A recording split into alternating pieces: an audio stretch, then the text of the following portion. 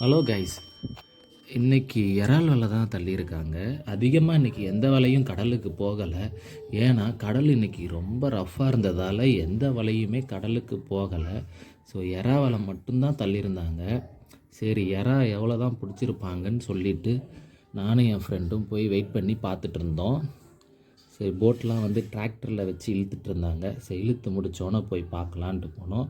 இதுதான் எறா வலைன்னு சொல்லுவாங்க. இந்த வலை மூலயமா தான் எறாலாம் பிடிப்பாங்க.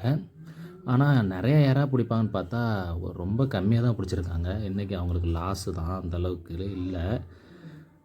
மொத்தமாகவே ஒரு 20 எறா கிட்ட தான் இருக்கும். 1 கிலோ எறா தான் இருக்கும். இதை தான் நாங்கள் டைகர் ப்ரான்னு சொல்லுவோம் இந்த எறாவை.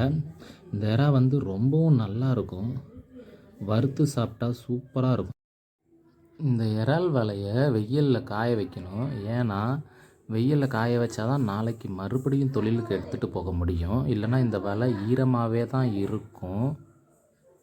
ஓகே கைஸ், என் சேனலில் கொஞ்சம் லைக் அண்ட் சப்ஸ்கிரைப் பண்ணுங்கள். இது போல் நான் நிறைய வீடியோ போடுறேன் உங்களுக்காக.